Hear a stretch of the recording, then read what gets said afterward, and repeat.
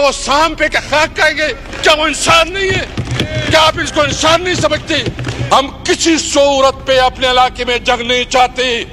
हम नहीं चाहते अपने सूबे में, हम नहीं चाहते और बताते नहीं। मैं एक बात बिल्कुल खुल कर कहना चाहता हूं कि अगर किसी की ये गलतफहमी है, खुदा की कसम मैं दिल से कहता हूं, हमारी लाशों से जाएगी, कोई जंग होगी तो हमारी लाशों पे जाएगी। इस तरह नहीं हो सकता। हमने चूड़ियां नहीं पहनी हुई है। हमारी शराफत को और हमारी इसको आप बुरा ना ले। मुझसे पहले हनीफ अब्बासी साहब ने तो बड़ी लंबी तकरीर की और मेरे ख्याल में शायद अपोजिशन लीडर जितना टाइम उसने लिया, लेकिन इनसे एक बात पूछ लें और हलपन कहे कि ये पारम 45 का है कि पारम 47 का है। हलपन कहे, जिस तरह बातें करते हैं, आप यकीन रखें मैं यहां कहता हूं कि ये हारा हुआ है। मुझे वैसे अच्छा नहीं लगता क्योंकि मेरे इसके बाद और हमारी होता तो ज्यादा अच्छा जवाब दे सकता था, मेरे लिमिटेशंस हैं। लेकिन मैं समझता हूं कि जो इलेक्शन हार चुका हो उनके अंदर कोई अखलाकी जुर्रत होनी चाहिए कि वो जब बात करे तो कम से कम एक लिमिट के अंदर करे। उसको पता है कि वो हारा हुआ शख्स है और नाजायज तौर पर इधर बैठा हुआ है। दूसरी बात, मैं जनाब स्पीकर, मैं 2-3 इश्यूज जो है ना इस हाउस के सामने रखना चाहता हूं। जिस इलाके से मेरा ताल्लुक है, खैबर पख्तूनख्वा, ये पहली दफा हुआ कि इस ईद की छुट्टियों में जितनी बदतरीन लोड शेडिंग की गई, और ये अभी मुझे अफसोस है कि किसको आप बात सुनाए। कोई मेरे ख्याल में अभी मुकाम साहब है, वो बेचारा भी पता नहीं किस चीज का मिनिस्टर है, जो कंसर्न मिनिस्टर है कोई इधर है नहीं। जो मिनिस्टर है, मतलब ये रूलिंग दे कि कम से कम फाइनेंस मिनिस्टर तो इधर बैठा रहे ना, मजाक तो ना बनाए, इस असेंबली का, इस हाउस का मजाक तो ना बनाए। कल जिस तरह हुआ, आज जिस तरह ये बैठे हैं, मेरे ख्याल में इस पे आप रूलिंग दे कि लेके आए कि जो फाइनेंस मिनिस्टर है वो इधर बैठे। ये हम तकरीर किसको करेंगे? ये किसकी हम तकरीर करें? हम क्या करेंगे? बस जो टीवी पे सोशल मीडिया पे आ जाएगा इसका कोई असर नहीं होगा। ये पार्लियामेंट की तौहीन नहीं है। स्पीकर साहब मैं पूछना चाहता हूँ, मेरे ख्याल में इस पे आप रूलिंग दे दें कि बेशक जो भी फाइनेंस मिनिस्टर हो वो इधर बैठा रहा है।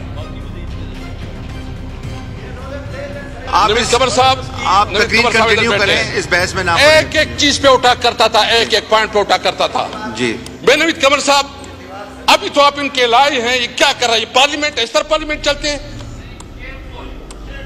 ये बिल्कुल नामुनासिब है जिस तरह के पार्लियामेंट चलाते हैं, जिस तरह ये करवाते हैं। ये पार्लियामेंट की तौहीन है। मैं देखें, मुझे पता है ये हम सिर्फ हवाई बातें कर लेंगे, कोई इसको न सीरियस लेगा, न इस पार्लियामेंट की कोई अहमियत है, न अपोजिशन से कोई मशवरा होता है, और न कोई गवर्नमेंट के जो यहाँ MNA बैठे हैं, जो MQM के या पीपल पार्टी के, मुस्लिम लीग के अपने हैं, इनकी कोई से नहीं है इस बजट में। ये इस तरह बजट बनाया गया है, और मैं समझता हूँ कि जिस दिन ये बजट पास होगा आप देखेंगे कि पूरी आवाम निकलेंगे, इनकी सर होंगे, लोगों के पत्थर होंगे कि इसके सरों पे करेंगे। जितने इन्होंने टैक्स लगाए हुए हैं, जिसने जुल्म कर रहा है, हमारे पास क्या रास्ते हैं? हम वहां के मुंतखब नुमाइंदे हैं। अगर हम टेलीफोन करें कोई मिनिस्टर हमें ना सुने, अगर हम फोन करें कोई सेक्रेटरी हमें ना सुने, अगर हम बात करें कोई डिपार्टमेंट हमें ना सुने, तो बताए क्या रास्ता है? मुझसे लोग क्या मतलब, मेरे घर पे लोग हमले करेंगे क्यों भाईजान? जिस चीज में मेरी जिम्मेदारी नहीं है, मेरा इख्तियार नहीं है, क्यों मैं उधर जलील और ख्वार हो रहा हूं? और ये तो कॉन्स्टिट्यूशन में बिल्कुल क्लियर है, वाज़ेह है कि जो आर्टिकल 58 और 57 उसके मुताबिक बिल्कुल वाज़ेह है कि जिस इलाके में जो नेचुरल रिसोर्सेज हैं, सबसे पहले उस इलाके का हक है।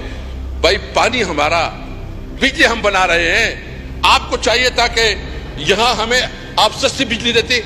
आपको पता है कितना 1 यूनिट हाइडल पावर से जो हमारे इलाके में बिजली बनती है, 1 यूनिट पे 10 रुपए 0.39 पैसा लगता है। 10 रुपए 0.39 पैसा लगता है, और हमें कितने में मिलती है? 62 रुपए पे, और शायद अभी जो है ना 70-75 तक चली जाए। और इंटरेस्टिंग ये है, जो हमारा डिमांड है यानी खैबर पख्तूनख्वा के टोटल जो कंजम्पशन है बिजली का वो 2600 मेगावाट है। 2600 मेगावाट, 4000 मेगावाट हम बनाते हैं और 2600 मेगावाट में हमें सिर्फ 1100 मेगावाट दिया जाता है। मुझे अफसोस इस बात पे है कि मरियम बीबी टीवी पे इश्तिहारात देती है और 2-3 लड़के बैठे होते हैं और वो ड्रामाबाजी करते हैं कि हमें दूंगा। बताएं, उधर जाएं कि जो किसान रो रहे हैं। आप देखें कि इस वक्त जो शुगर मिल मालिकान हैं वो पेमेंट नहीं कर रहे हैं किसानों की। मैं पूछता हूं, साहब हमारे मैनेजर बैठे हैं, कोई पेमेंट नहीं हो रही है। आप ड्रामाबाजी कर रहे हैं और कह रही है। मैं तो समझता हूं कि पंजाब इस वक्त सबसे बदतरीन गवर्नेंस हो रही है, उसमें जो बदतरीन इंसानी हुकूक की वायलेशन हो रही है। ये तारीख में इतनी बदतरीन हमें जड़ से नहीं की नहीं जा रही। हम अगर कानून के अंदर रहते हुए एहतजाज करना चाहते हैं, एहतजाज नहीं करने दिया जा रहा। आप किसान को रुला रहे हैं। फैसलाबाद में हम गए, फैसलाबाद के हमारे नुमाइंदे हमारे साथ बैठे हैं। 60% 60% आपकी इंडस्ट्री बंद हो चुकी है। हमारे दौर में हमने वहां इतना ज्यादा टेक्सटाइल इंडस्ट्री को इतना ज्यादा बरात दी कि टेक्सटाइल इंडस्ट्री में मजदूर नहीं मिल रहे थे। हमने जो कंस्ट्रक्शन इंडस्ट्री है इनको बहुत बड़ा पैकेज दिया, इकोनॉमी उसकी शुरू हो गई। मैं सिर्फ ये पूछना चाहता हूं कि सब कुछ के बावजूद वहां कहा जा रहा है कि जी बहुत बड़ी हो रही है, माशाल्लाह। क्या हो रहा है वहां? तो आपने पंजाब को पाकिस्तान ने दुनिया का सबसे बदतरीन सूबा बना दिया है। उधर जो पोजीशन हो रही है, अभी मैंने देख लिया टीवी पे कि हमारे 4 लोगों के ऊपर डीसी ने 4 लोगों के ऊपर जो है नजरबंदी का ऑर्डर जारी किया। शर्म करना चाहिए इनको। ये कहते हैं कि हम जमहूरी लोग हैं। जमहूरी मुहूर्त कोई नहीं है, ये सिविल मार्शल लॉ है पंजाब में। आए जिसने अगर करना है आए अगर किसी ने जड़ से करने हैं KPK में हम इसको इजाजत देते हैं। आपसे तो कोई काम नहीं। अच्छा, बॉर्डर की बात हो रही है, बॉर्डर के ऊपर कहते हैं स्मगलिंग हो रही है। भाईजान, मैं आपसे पूछता हूं कि जब हमारा, आपको पता है सेक्रेटरी साहब बैठे हैं, हमारे को बहुत मुअज़्ज़ज़ लोग यहाँ बैठे हैं जो हमारे साथ थे उस वक्त। हमने बॉर्डर के ऊपर एक स्पेशल कमेटी बनाई। हमने अंगूर अड्डा पे, खरलाची पे और गुलाम खान पे हमने बिजनेस शुरू किया। उस वक्त कोई 400-500 बिलियन डॉलर से लेके हमने 1.7 बिलियन डॉलर तक अफगानिस्तान के साथ तजारत शुरू की, एक्टिविटी शुरू थी।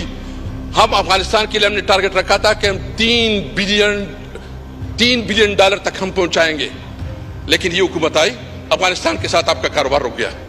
मैं अमीर मकाम साहब से पूछ चाहता हूं, आप इस हुकूमत में बैठे हैं, आपकी सूबे की सबसे ज्यादा आपकी हुकूक पर डाका डाला जाता है, कैबिनेट में नहीं बोलते आप। आपको बोलना चाहिए कि जो आपकी कमिटमेंट है उस कमिटमेंट को आप पूरा करें। उधर जो 100 बिलियन के बजाय सिर्फ 64-60 बिलियन रखा गया है। आपने अफगानिस्तान के साथ उन लोगों का कारोबार खत्म किया, बिजनेस खत्म किया। क्या वो खाक खाएंगे? क्या वो शाम पे का खाक खाएंगे? क्या वो इंसान नहीं है? क्या आप इसको इंसान नहीं समझते? मुझे पता है, जो अफगानिस्तान को डील करते उसको समझ ही नहीं है, उसके पास वो ज़हन नहीं है। वो अगर तुमसे नहीं हल होता, हम ऑफर कर रहे हैं कि अफगानिस्तान की हुकूमत के साथ हम बात करेंगे, कर सकते हैं। हम इमरान खान की बहुत बड़ा रिस्पेक्ट है अफगानिस्तान में, उसके ताल्लुकात को इस्तेमाल कर सकते हैं। मैं बजाते खुद मौलाना फजल रहमान साहब से रिक्वेस्ट करूंगा कि आप हमारे साथ अफगानिस्तान मामलात को सुलझाने के लिए, महमूद अजगज़ई साहब से हम रिक्वेस्ट कर लेंगे कि आए। लेकिन जो तरीका आप अडॉप्ट कर रहे हैं और अफगानिस्तान के साथ दुश्मनी का एक नया दौर शुरू कर रहे हैं, ये काबिल मुज़म्मत है। किसी तौर पर हम इसको नहीं मानते और हम समझते हैं। मैं सबसे पूछता हूं, हमारे कबायली एमएनए यहां बैठे हैं, हम किसी सूरत पे अपने इलाके में जंग नहीं चाहते। हम नहीं चाहते अपने सूबे में, हम नहीं चाहते और बताते नहीं। अगर किसी ने ये हिम्मत की और मजीद कोई ऑपरेशन का बात की और कोई जंग मुसल्लत की तो हम अपने अवाम के साथ खड़े होंगे इंशाअल्लाह ताला। हम नहीं चाहते इस इलाके में। और ये जो आप कहते हैं कि आपने जंग मुसल्लत करेंगे, हमें अमन चाहिए, हमें अमन चाहिए, हमें किताब और कलम चाहिए, हमारे बच्चों के लिए रोजगार चाहिए। हम अपने बच्चों के लिए रोजगार चाहते हैं और इसके लिए हम इंशाअल्लाह ताला जरगे मुनक्कद कर रहे हैं। 26 को हम जरगा करेंगे। मैं एक बात बिल्कुल खुल कर कहना चाहता हूं कि अगर किसी की ये गलत फहमी है, खुदा की कसम मैं दिल से कहता हूं, हमारी लाशों से जाएगी कोई जंग होगी तो हमारी लाशों पे जाएगी। इस तरह नहीं हो सकता। हम कोई